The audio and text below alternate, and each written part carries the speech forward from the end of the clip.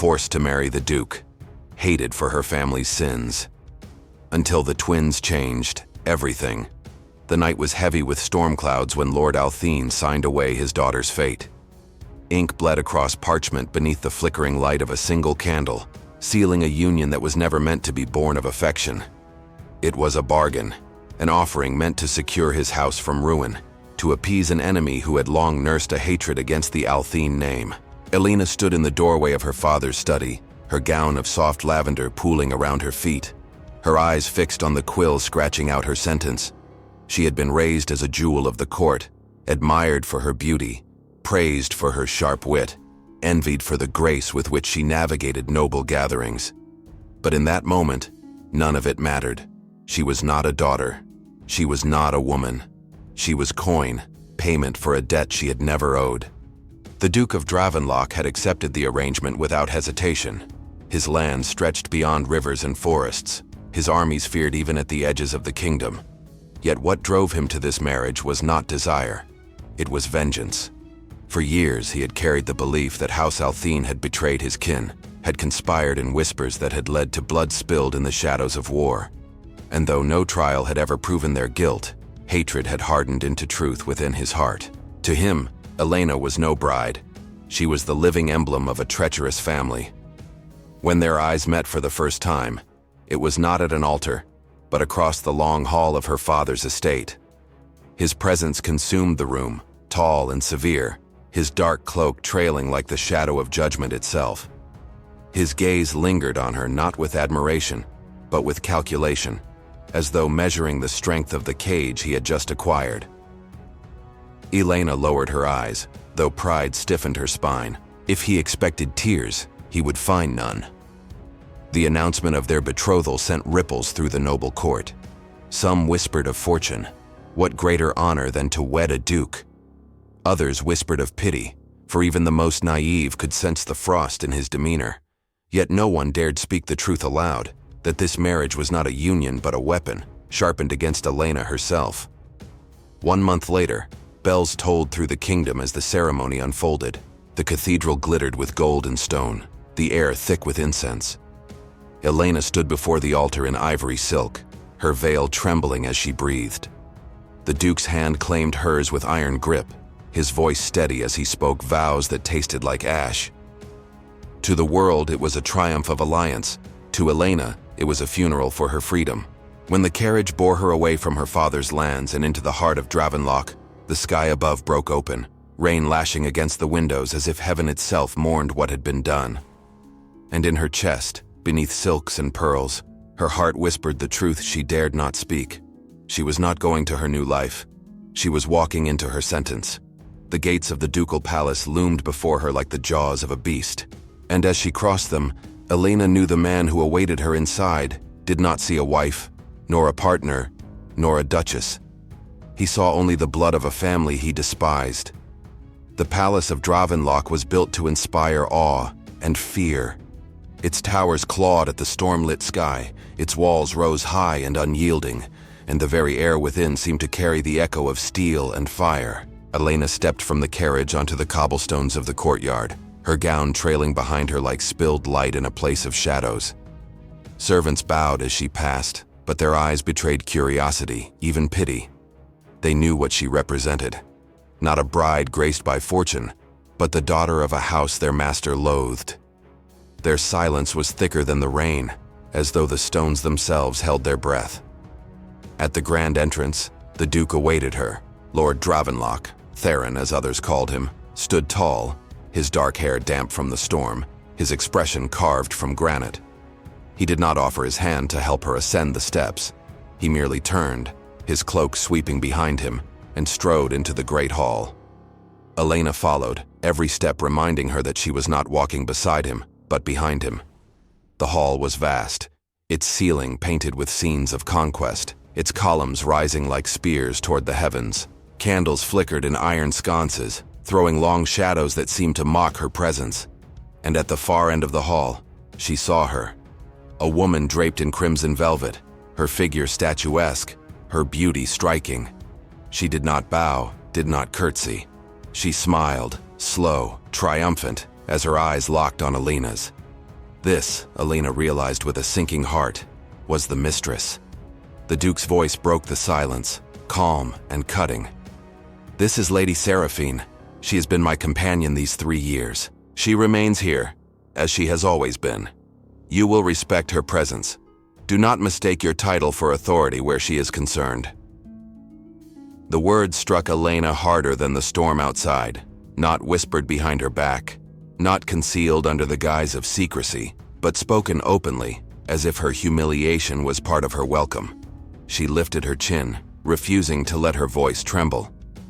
"And what am I to you then, my lord?" His eyes, cold as steel, met hers.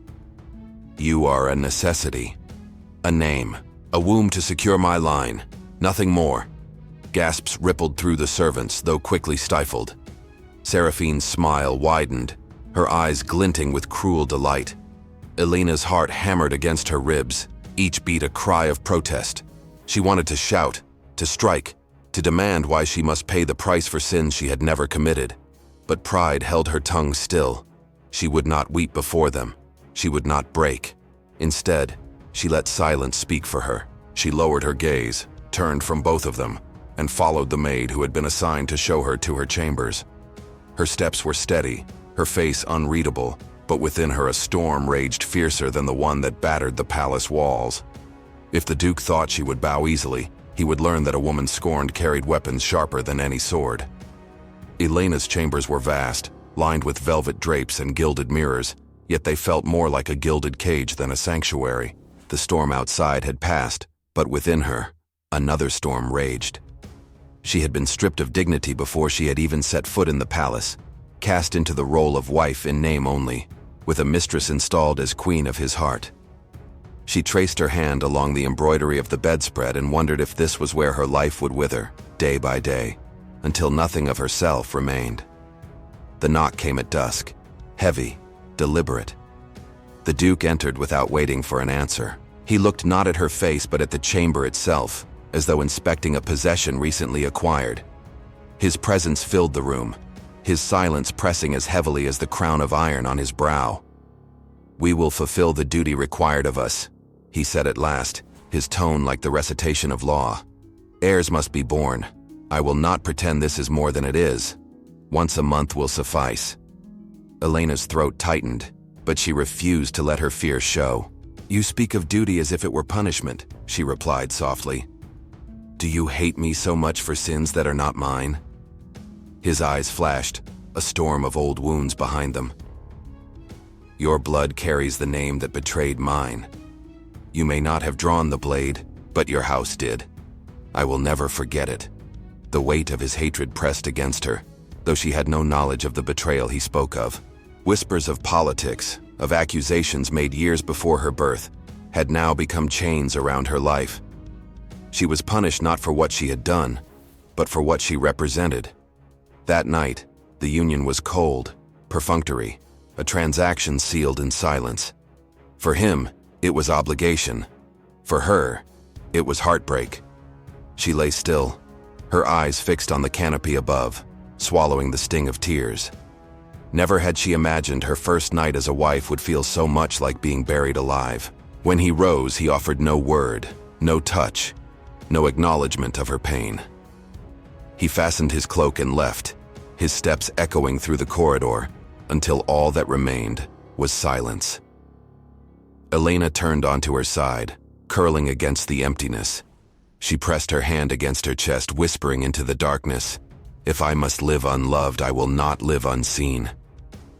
The vow was small, barely a breath, yet it was the spark of defiance. She would not let his hatred consume her. If she was nothing but a prisoner in this marriage, then she would find her own strength in chains. What Elena could not know was that destiny had already begun weaving its threads. That very night, the first signs of a future neither she nor the Duke had imagined stirred within her. 2 lives that would soon change everything. The days that followed were a lesson in humiliation. Elena, Duchess of Dravenlock by title, discovered quickly that titles meant little in a palace where hatred and envy ruled the halls. Servants, loyal to the Duke's mistress, obeyed her commands with reluctance, whispering that their true lady wore crimson velvet, not ivory silk. When Alina entered the dining hall, she found Seraphine already seated at the Duke's side, sipping wine as though it were her rightful throne. At court gatherings, Seraphine's laughter rang louder than the Duchess's voice. Nobles, sensing where favor lay, bent their heads toward the mistress, leaving Alina isolated. The Duke never corrected them. His silence was approval enough. Alina endured it all with a face carved from marble. But behind the mask, fire burned. She began to observe, to listen. She watched how Seraphine flaunted the Duke's wealth with endless gowns and lavish feasts, draining coffers as though they were her own. She noted the sneers of courtiers when accounts of such excess spread beyond palace walls, and quietly, she recorded it. In her private chamber, by candlelight, Alina began to weave her plan. If she could not win her husband's heart, she could strike at his pride. Reputation, she knew, was a sharper blade than steel. A duke mocked by his peers, weakened by whispers of a mistress's vanity, would have no choice but to face the truth. Yet even as she planned, the weight of his hatred pressed upon her. Each glance he cast her way carried scorn, as though her very presence reminded him of wounds never healed. Once, unable to bear the silence, she asked him, "What crime truly did my family commit against you?" He had turned, his voice like iron. "Your father's house plotted with my enemies. Their treachery cost me blood I can never reclaim. That is all you need to know." She had wanted to demand proof, to cry out that she was no traitor, that her father, flawed though he was, had sworn loyalty to the crown. But she held her tongue. Arguing with a man blinded by vengeance was as useless as pleading with a storm. Still, she whispered to herself each night, pressing her hand against her heart, "If I cannot have love, I will have victory." And yet, fate had already begun to laugh at her careful plans. For even as she sharpened her strategy, her body stirred with a secret she had not foreseen. A missed cycle, a faint sickness in the mornings, a heaviness she could not ignore. The Duchess, despised and scorned, was no longer alone. Life had already taken root within her. Two lives, hidden yet growing, destined to rewrite her story in ways she could not yet imagine. It began with the faintest signs, a sudden wave of nausea at dawn, a fatigue that clung to her limbs, a quiet shift in her body that Alina could not deny. The palace physician was summoned, a man too cautious to speak until certainty demanded it. After a long silence, he finally bowed his head. "My lady, you are with child. Twins." The word echoed in her chamber, heavy as a bell toll. Twins. Alina sat motionless, her hands trembling against her gown. She had braced herself for many possibilities in this wretched marriage, but not this. 2 children, 2 heirs. The very future of Dravenlock now grew within her. When the news reached the Duke, his reaction was not what she had expected. He entered her chamber that evening, his face shadowed but his voice unsteady. "Twins," he repeated, as though the word itself was a miracle he could scarcely believe. Pride flickered in his eyes, brief and unguarded, before the cold mask returned. "The line of Dravenlock will be secure." No words of comfort, no gesture of warmth. Only duty once again. Yet Alina noticed something else, the mistress's face when she heard the news. Seraphine's painted lips had tightened, her goblet nearly slipping from her grasp. For 3 years she had been the Duke's chosen, yet she had never given him a child. And now, the woman she despised carried 2. The palace shifted overnight. Nobles who once turned from Alina now came with congratulations, bowing low, their envy disguised as courtesy.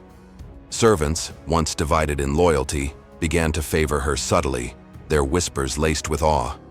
And Seraphine fumed in silence, her laughter brittle, her beauty sharpened into cruelty. Alina held her head high, though her heart was torn. These children were innocent, yet they bound her more tightly than chains to a man who despised her blood. She had once dreamed of escape, of loosening his grip with rumors and whispers. Now, with 2 lives stirring within her, she could not think of flight. At night, she pressed her hands against her stomach, whispering, "You will be my strength. If I cannot be free, I will be your shield." But her enemies had already begun to move. The mistress, stripped of her unchallenged reign, grew desperate. And desperation, Elena knew, was more dangerous than hatred. The twins had changed everything, but not all change was victory. Some change was war. The palace had always belonged to Seraphine, or so she believed. For years, her laughter filled the corridors like music. Her steps dictated the rhythm of life in Dravenlock, and her whims shaped the Duke's will. She had been untouchable, adored, obeyed. But everything shifted the day Elena's belly began to swell. At first, Seraphine wore her mask well. She walked through the halls in velvet and jewels, her smile dazzling, her tone as sweet as honey. To the courtiers, she was still the favored one. To the servants, she still held the power to ruin them with a glance. But behind closed doors, she tore at her gowns until her fingers bled, smashed mirrors until shards scattered like icy stars across her chamber floor, and screamed until her voice cracked. Twins. 2 heirs where she had given none. For 3 years she had offered Theron everything. Her body, her loyalty, her laughter. And still her womb had remained silent.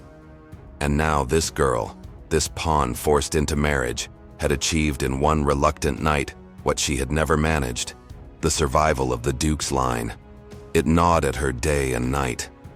She watched Theron's eyes flicker toward Elena's stomach at meals, not with tenderness, but with pride. Pride that no mistress could offer him. Pride that was hers, stolen from her by a woman he despised. Seraphine's hands would curl around her goblet until her knuckles whitened, her wine trembling with the force of her hatred. Her first weapons were subtle. She whispered to her most loyal servants, those who had thrived under her reign, and sent them with remedies for Elena's morning sickness. Cups of steaming tea, fragrant but laced with bitter herbs known to wither life in the womb. The Duchess, however, grew wary. Perhaps it was instinct. Perhaps it was the cold certainty that Seraphine would never allow her children to live. She refused the cups, commanding her maid to pour them into the fire, where the herbs hissed and died. When days passed and Elena's health remained strong, Seraphine's patience snapped. She turned to accidents. A carriage wheel, loosened by a hidden hand, nearly buckled as Elena climbed inside. A shutter, heavy with iron hinges, broke free from an upper balcony where Seraphine had strolled, crashing onto the stone path that Elena walked each morning. The Duchess narrowly escaped both, her guards alert, her steps cautious. Yet when she tried to speak of these dangers to Theron, he dismissed her with a frown. "You see shadows where there are none," he told her, his voice cold. "Do not use paranoia as excuse to despise her." His blindness cut deeper than Seraphine's malice. It was not only the mistress she fought, it was the man who refused to believe her. Still, Elena endured. She carried herself with poise, even as fear twisted within her. And she began to see something Seraphine did not. The courtiers were watching. They had once scorned her, whispered that she was but a cage for the Duke's heirs, but now their eyes softened. They bowed lower, spoke with courtesy. The woman who had been pitied was slowly becoming respected. Seraphine felt it too, the shifting of tides. The whispers that once praised her now circled Elena, and her fury became desperation. One evening, when the gardens were bathed in pale moonlight, Elena found herself face to face with her enemy. The roses glistened with dew, their fragrance heavy in the night air.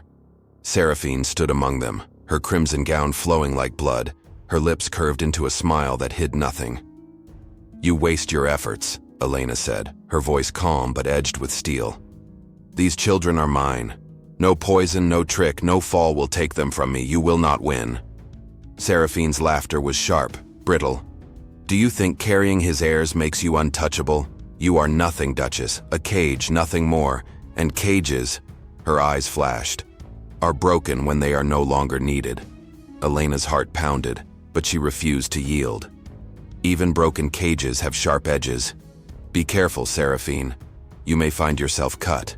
For a heartbeat, silence hung heavy between them, the roses swaying in the night wind. Then Seraphine turned, her gown sweeping the gravel, her laughter echoing behind her. Yet her hands, clenched into fists at her sides, betrayed her. That night, Seraphine paced her chamber like a caged beast.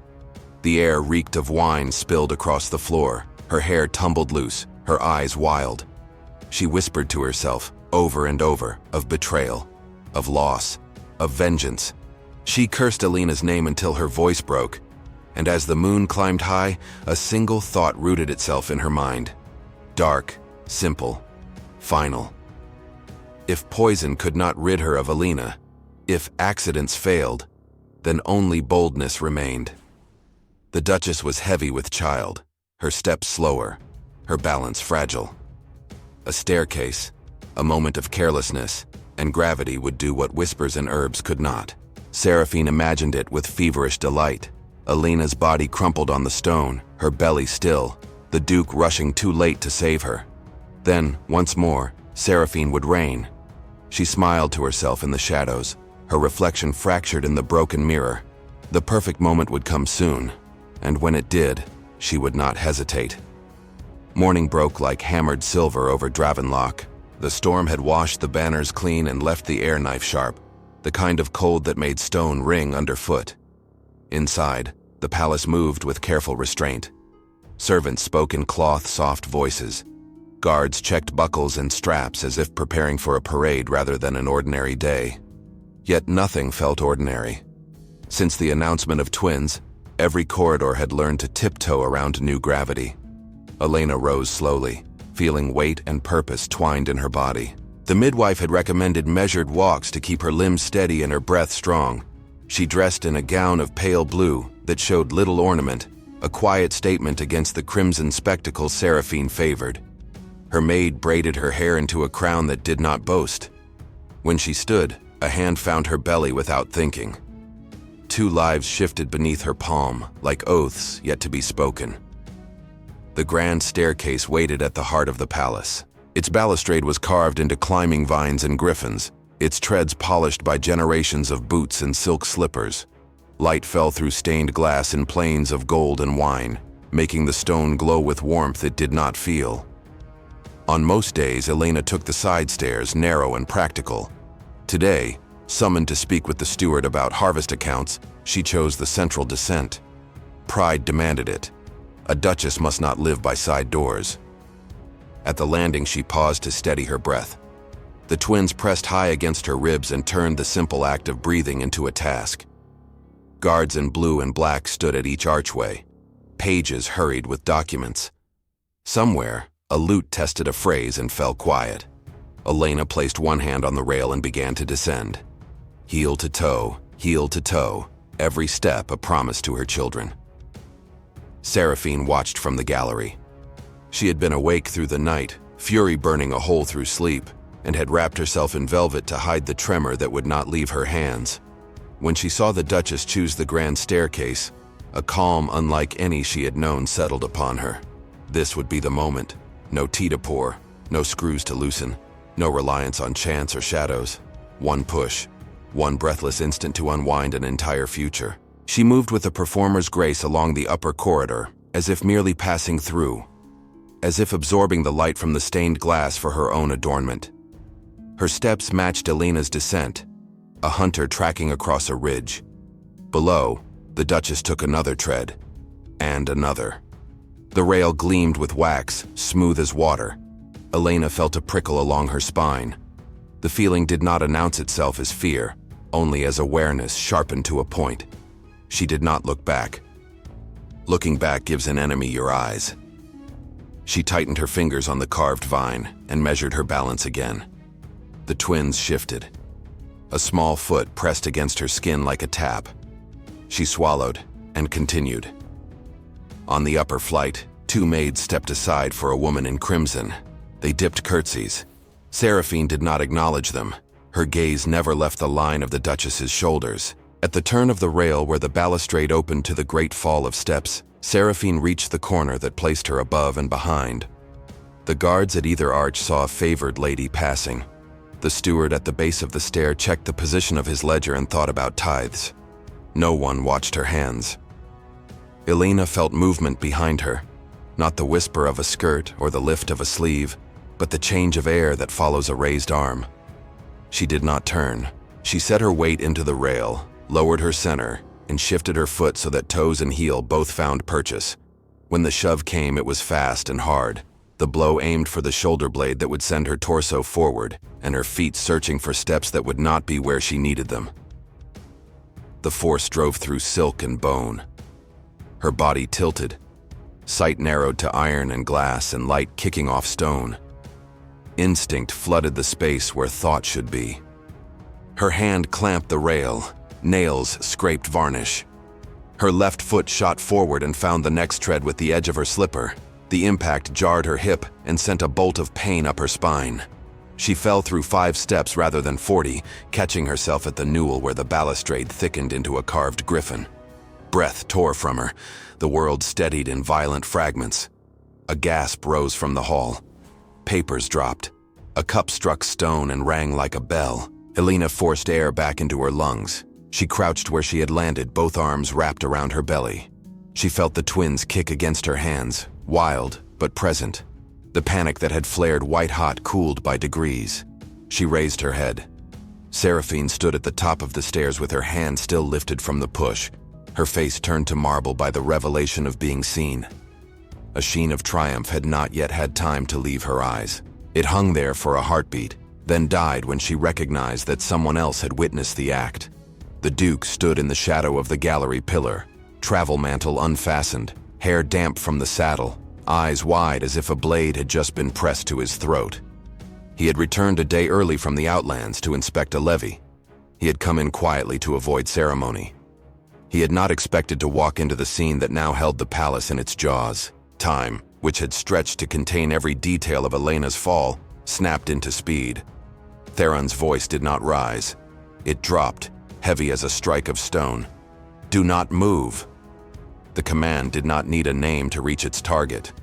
Seraphine flinched. The hand she had raised became an object she could not explain. She tried to lower it with casual grace and failed. Words rushed to her tongue and then tangled. She stumbled. "The steps are slick." I reached to steady her. Elena found her feet with the railing and the strength of stubborn pride. A guard sprinted upward and stopped at her side.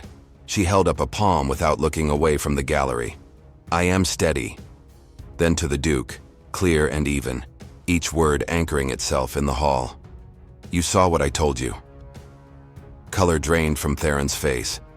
Not the pallor of cowardice, but the gray of a man measuring the cost of his blindness.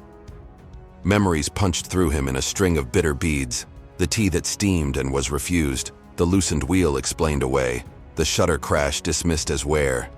Every easy answer he had chosen now tasted like ash. "Captain," he said, the syllables flat and lethal. "Arrest Lady Seraphine, disarm her attendants, confine them under guard." The captain of the guard did not ask a question. 2 soldiers took the gallery from opposite ends. Seraphine stepped backward and found air where she had expected indulgence. Panic erupted into anger. "You dare shame me for a stumble. You shame your own blood for her clumsiness." Theron did not look at her. He went down the stairs toward Elena, one hand out, the other clenched at his side hard enough to whiten the knuckles. He stopped 2 treads above her, as if afraid that closing the last distance without permission would add a new injury to the old. "Are you hurt?" Not a question of politeness, a demand for truth. Elena tested her legs. Pain sparked in the hip and in the wrist she had used to brace, but the pain was clean and promised healing. "I am not broken." She breathed again and felt her children answer with a slow roll that eased the tightness in her chest. "They are moving."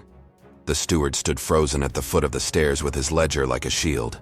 The physician arrived at a limping run, cap askew, breath short. He knelt and checked pulse and pupil and the line of Elena's spine with respectful, blunt fingers. He nodded to the Duke. "Shock and strain. No break I can find. She must rest. She must not be jostled. The little ones protest, but they are alive." Theron shut his eyes once, a soldier's prayer that no one else heard. When he opened them, there was no room left for illusion. He lifted his hand a fraction. "May I?"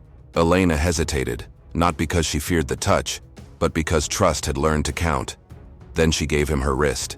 He steadied her with care that had weight and attention, not urgency disguised as kindness. For a heartbeat, the hall, the guards, the physician, the gathered servants fell away. It was only his hand and hers, and the admission that almost losing her had shattered something he thought could not be broken. From the gallery came a struggle and a cry. The guards had taken Seraphine by the arms. Her voice snapped into venom. "She will ruin you. She will wear your name and lead you by the nose. You think heirs bind a heart. They bind a man to a cage." Theron looked up at the woman he had once defended and loved with the easy appetite of power. He did not raise his voice. "I defended you against truth. I will not defend you against what I have seen." To the captain again. "No silks, no visitors, bread and water. She will answer before the magistrate for attempted murder of the Duchess of Dravenlock and the heirs within her." A sound moved through the servants like wind through barley. It was not shock. Shock had happened when Elena slipped. This was relief braided with fear, the sound people make when a spell breaks and the air tastes different. Theron turned back to his wife. Wife, not contract, not necessity. The word stepped into his bones and took up space. "I failed you," he said, and the polished stone gave his voice back to him larger than he had sent it. "From the first hour to this hour, I cannot give you back the nights I left you alone with scorn. I can give you what is left of my strength." Elena studied him in the honest light that follows danger. She did not soften because the world wanted a tableau.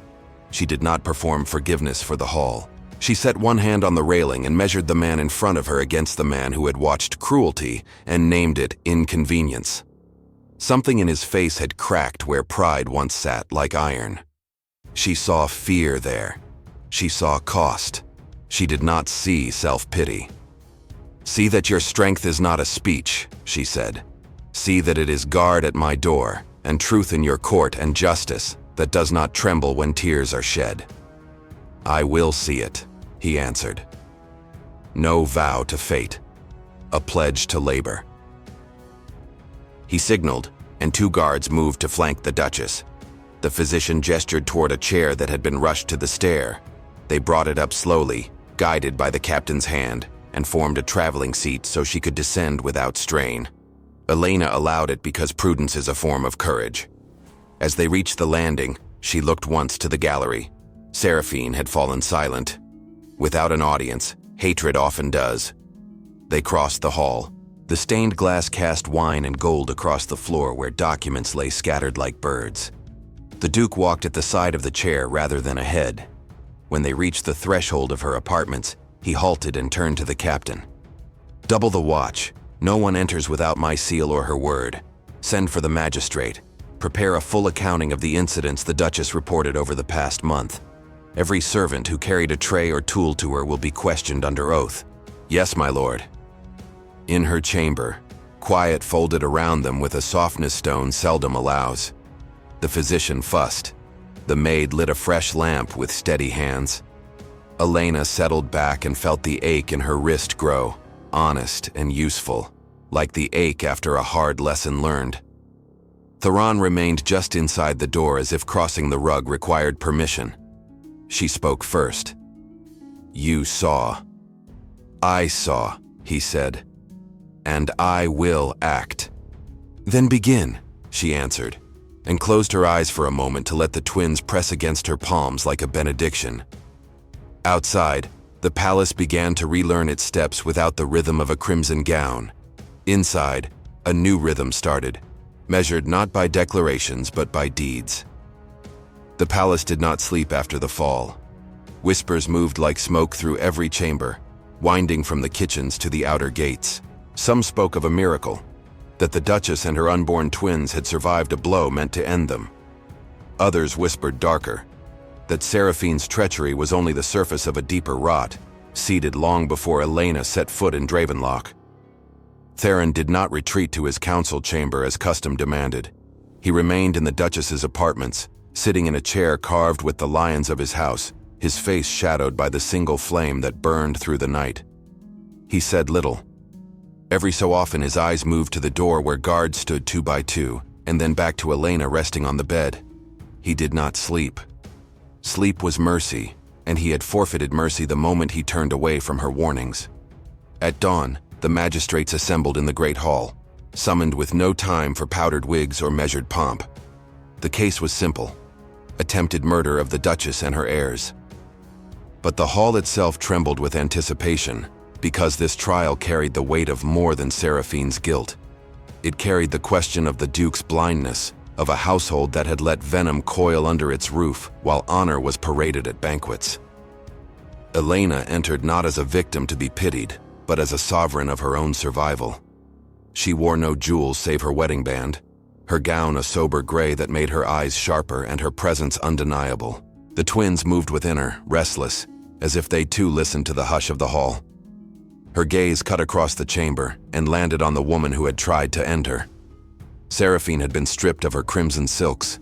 Shackles bit her wrists. Yet even bound, she held her chin high, the remnants of beauty clinging to her like stubborn embers. Her eyes burned with hatred, not regret. When asked for her plea, she laughed.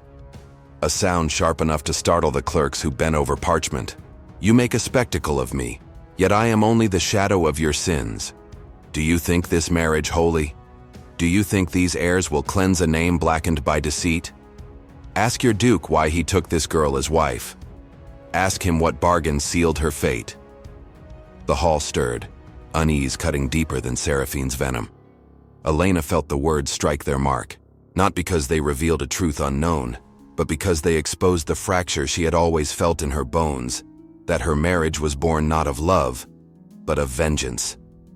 Theron rose then, his mantle heavy across his shoulders. He did not look at Seraphine when he spoke. His voice carried through the vaults of the hall with the weight of steel being hammered into form. "I took her as wife because I hated the blood she bore. I believed her father guilty of treachery, and I thought to bind my enemy's line beneath my roof where I might watch it wither. For this I despised her without cause. For this I let poison walk my halls dressed as loyalty. It is my shame, my sin, and it ends here."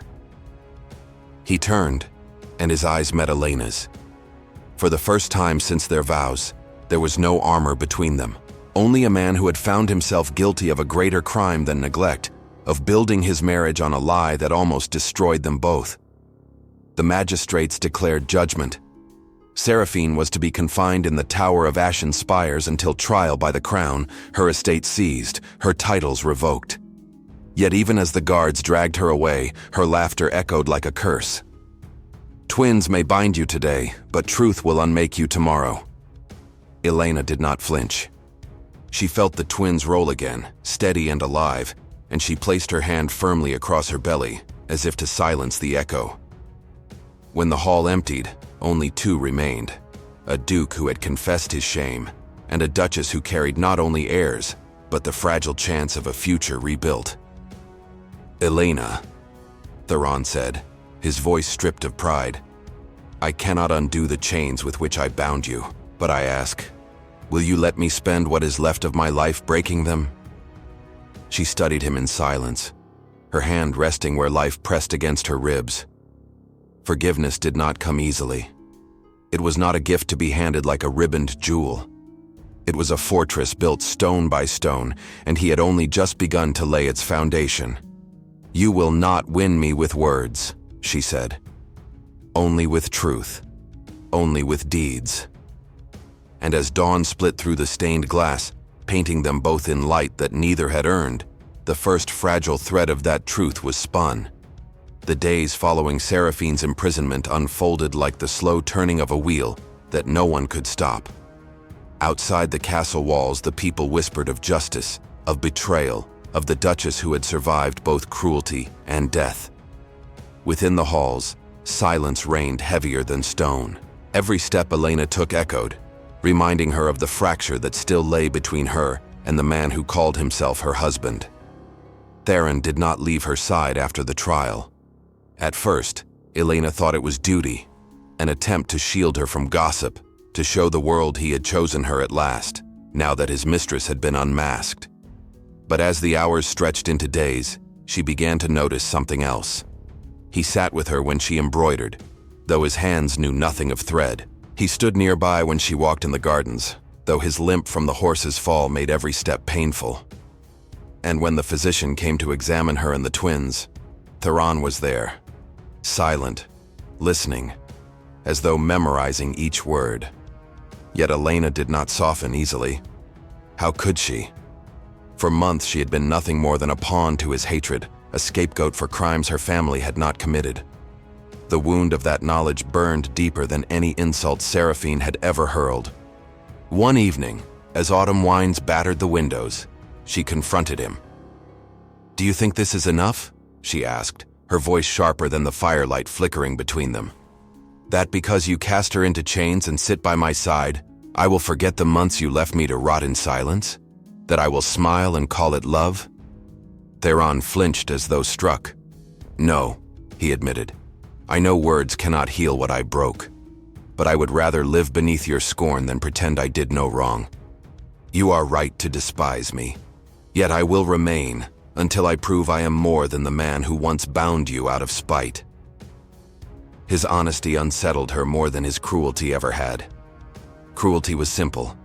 It required only endurance. But this was complicated. Because when he spoke now, she saw not the cold duke who had stood beside a mistress, but a man stripped bare of illusions, wrestling with his own shame. Still, Elena hardened her heart. She had to. For the twins, they would not be raised in a household of false tenderness. That night, unable to sleep, she wandered into the old library. Dust lay thick on the tomes, forgotten histories of their house. As she traced her hand along the spines, one volume caught her eye, records of the old war that had severed her father's honor. She opened it, and by the dim candlelight began to read. Page after page, testimony after testimony, she saw the truth unravel. Her father had not betrayed the realm, as Theron had always believed. The betrayal had come from another branch of the nobility, whose envy had painted lies as justice. Her throat tightened.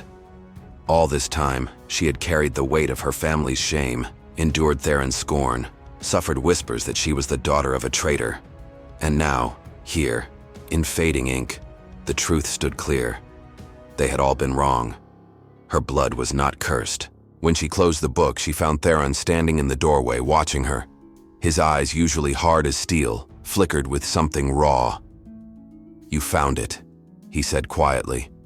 "You knew?" Her voice trembled between rage and disbelief.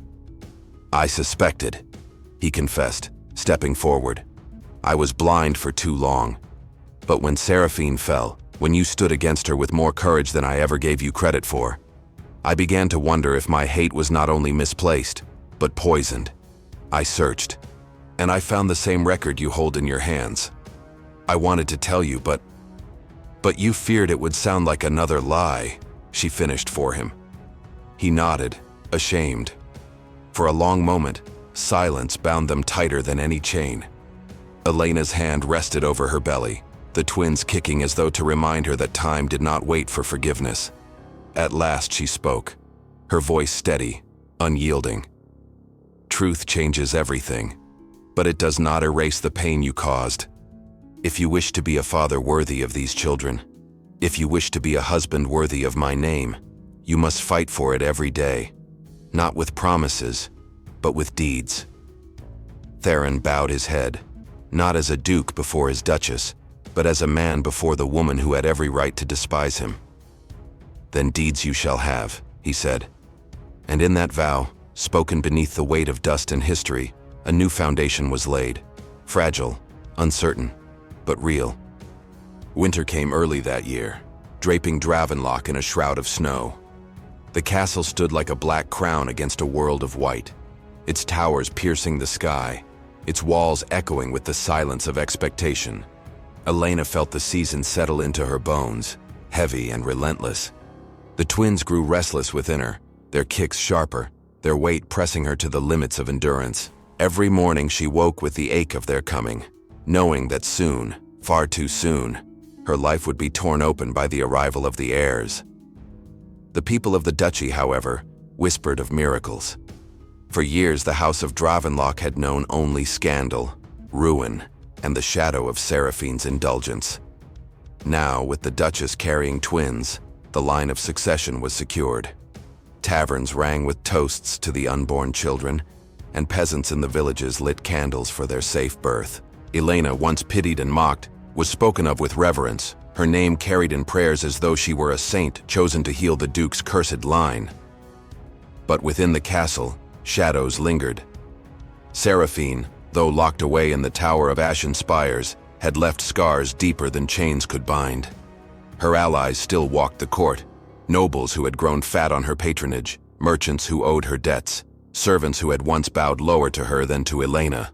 At night, Elena heard whispers outside her chamber door, soft as snowflakes but sharp as blades. She knew not all rejoiced in her survival. Theron doubled the guard at her apartments. He rarely left her side, though he carried himself with the weariness of a man who had slept little and atoned less. His leg, still mending from the horse's fall, gave him a limp that seemed to humble him more than battle ever had. He no longer spoke of promises or confessions. Instead, he moved quietly, steadily, arranging firewood for her chamber, checking her chair at supper, watching her with the wary devotion of a man desperate not to fail again. One night, as wind clawed against the shutters, Elena found herself awake while Theron sat near the hearth.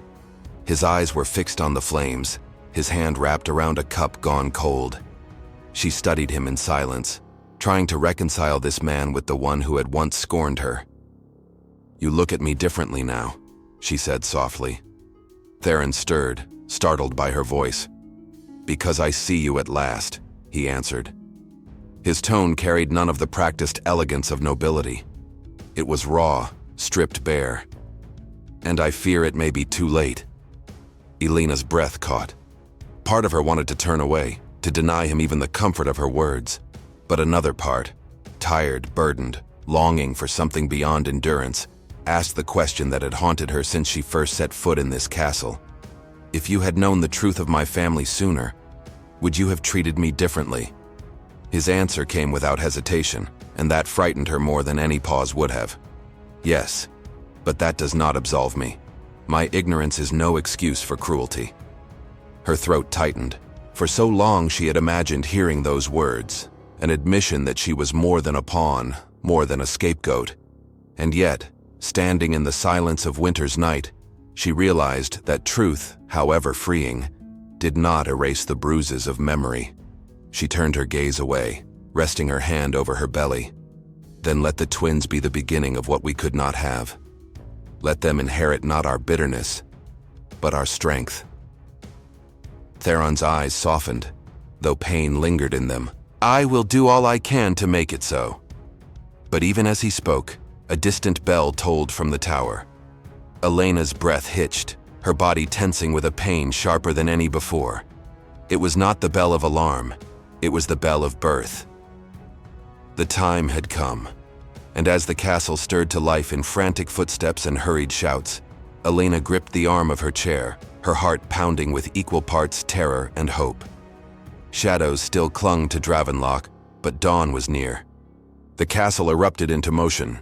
Torches flared in corridors, physicians hurried with satchels of herbs and instruments, and midwives whispered prayers under their breath as they rushed to the Duchess's chambers. Snow still beat against the windows, muffling the world beyond. But within Dravenlock's walls, every sound seemed sharp, urgent, alive. Elena clutched the armrests as another wave of pain tore through her body, sweat beading along her brow. She had known this moment would come, but no book, no whispered counsel of matrons had prepared her for the reality of life demanding passage through her flesh. Her breath came ragged, her hands trembling, her heart pounding not just for herself, but for the two fragile souls waiting to meet the world. Theron stood near, his face pale, his jaw clenched tighter than steel. He had commanded armies, faced battlefields soaked in blood, endured wounds that would break lesser men, yet nothing had ever terrified him like this. He wanted to reach for her hand, but fear chained him still. Fear that she would reject his touch, or worse, that his presence would not be enough to anchor her against the storm consuming her. "Stay with me," Elena gasped between cries, her voice breaking. And with those words, the chains shattered. Theron was at her side in an instant, his hand wrapping around hers, his lips pressing against her damp temple as he whispered, "I will not leave you. Not now. Not ever." Hours passed in a blur of pain and prayer. The fire burned low, shadows twisting on the walls as though the castle itself bore witness to the struggle. The midwives murmured guidance, the physician counted the rhythm of breath, but Elena heard only the pounding of her own heart and the faint, steady reassurance of Theron's voice beside her. At last, with a cry that seemed to shake the heavens, the chamber filled with the sound of new life. A child's wail split the silence, shrill and powerful. "A son!"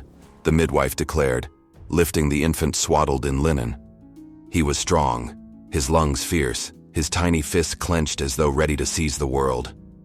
Elena reached for him, tears blurring her vision as she pressed the boy to her chest, feeling his heartbeat against hers. But it was not over. Another wave of pain gripped her, sharper than the last, and her body trembled as though it might break apart. Panic surged through the chamber. 2 lives had always been promised, but twins often came with peril, and no one dared speak aloud the fear that one might not survive.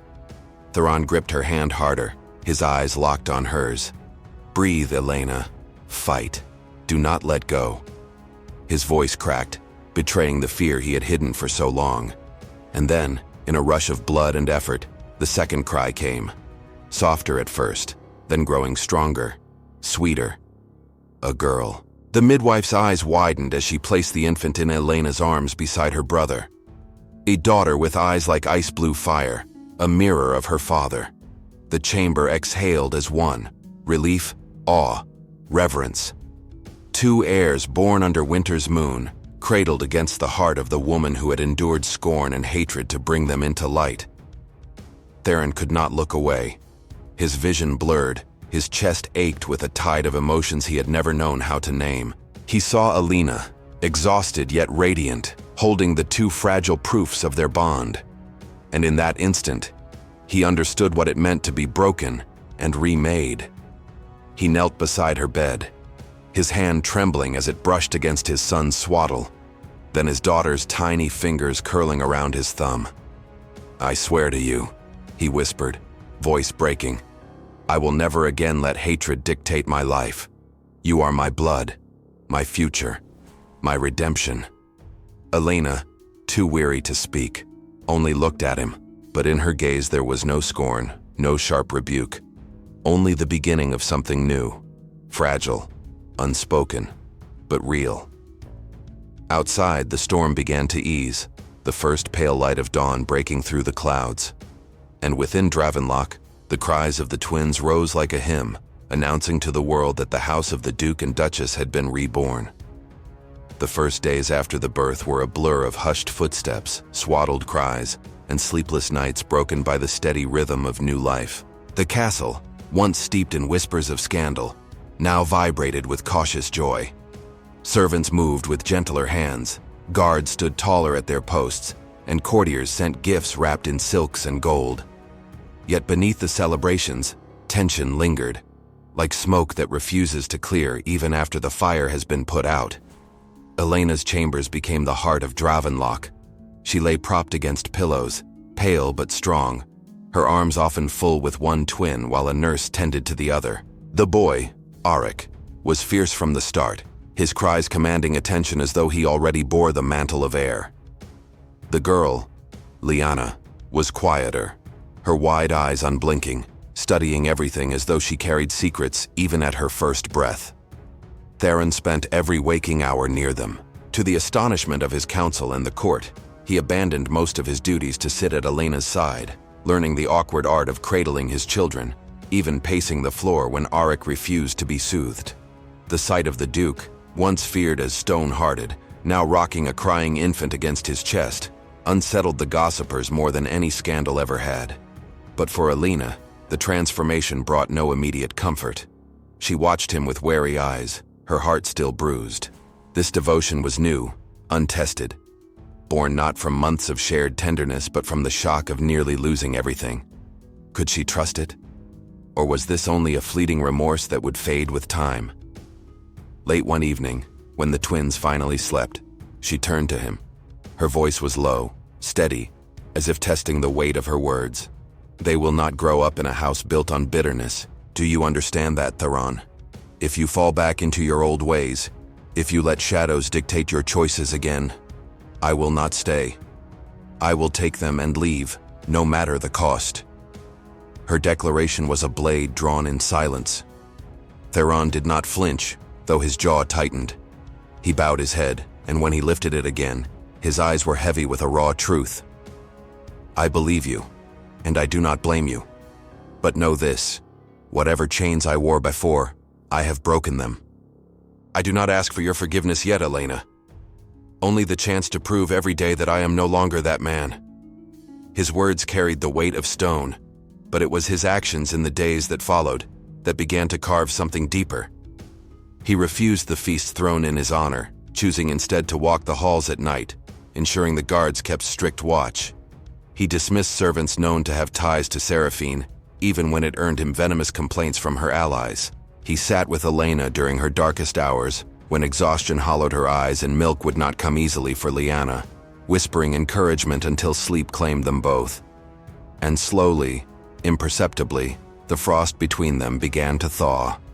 Not into warmth, not yet, but into the fragile peace of two people who had survived fire and now guarded its embers. Outside the castle, the land still whispered of betrayal, of blood debts unpaid, of nobles who watched and waited for weakness. But within the chamber where two infants slept between their parents, something dangerous and precious began to grow. Not love, not yet, but the possibility of it. The joy of the twins' birth could not silence every voice. Beyond the warmth of Elena's chambers, in the corridors where torchlight stretched long and cold, whispers sharpened into daggers. Nobles who had once fattened their purses under Seraphine's indulgence now found their gold cut off, their influence diminished. Merchants whose fortunes had depended on her reckless spending now cursed the Duchess for her restraint.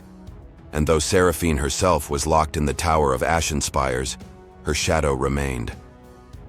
Letters began to arrive. Anonymous, sealed with wax bearing no crest.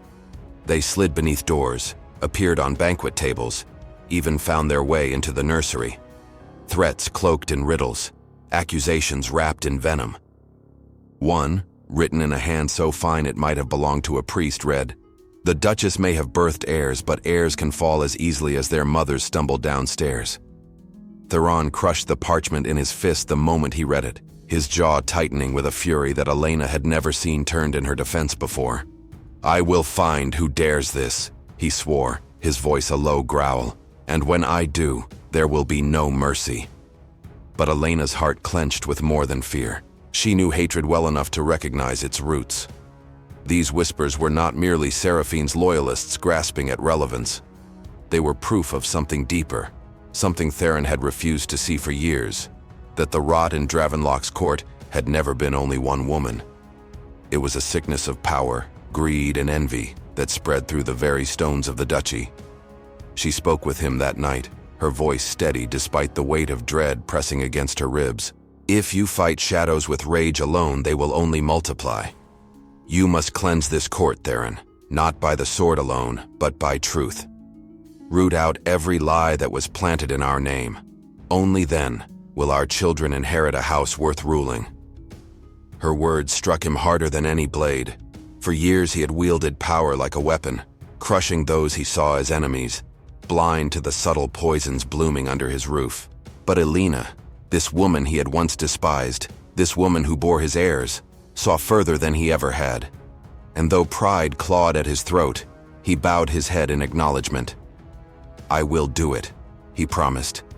"Not for my honor, but for theirs." His gaze fell to the cradle where Arik and Lyanna slept side by side, tiny hands twitching as though already reaching for the future. Still, the threats did not cease.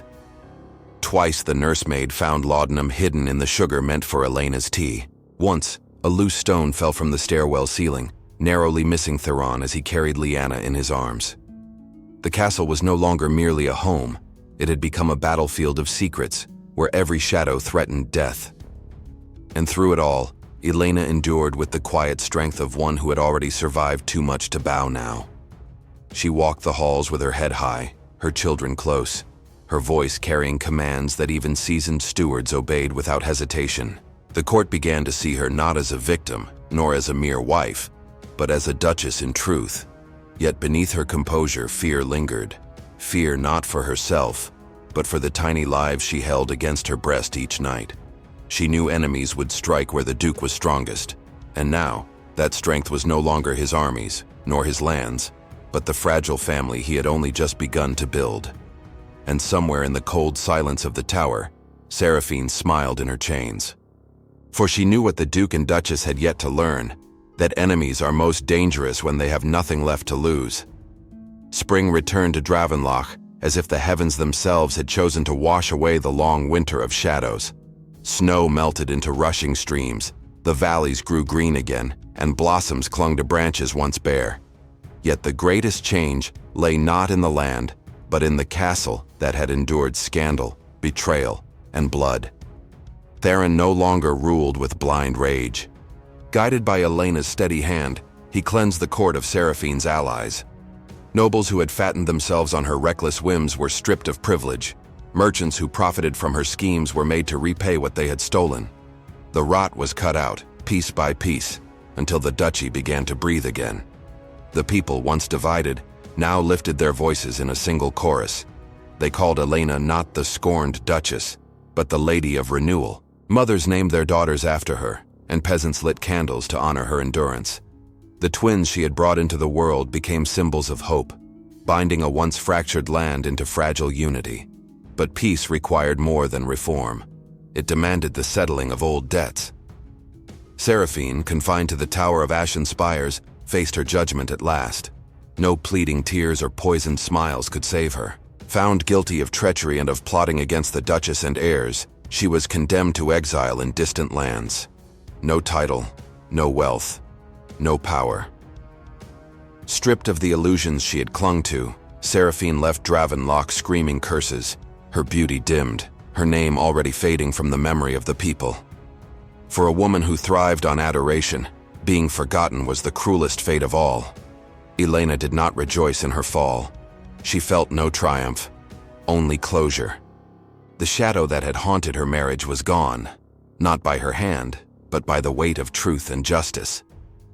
When the sentence was carried out, Theron stood beside Elena, not as a duke seeking vengeance, but as a man who had chosen at last to protect what truly mattered. "The past has no more hold on us," he said quietly, his gaze turning to the cradle where Auric and Lyanna slept, their tiny breaths steady as the rhythm of dawn. Elena looked at him, and for the first time since the beginning of their union, she allowed herself to believe him. The hatred that had once poisoned their bond was gone. In its place stood something new, not perfect, not yet fully healed, but real. A partnership forged in suffering, refined in truth, and sealed by the birth of their children. The festival of spring became the sign of this rebirth. Banners rippled above the square. Bells tolled through the valley, and the Duke and Duchess appeared together on the balcony, the twins in their arms. Below them, the people roared their approval, voices rising as if to carry the new heirs' names to the heavens themselves.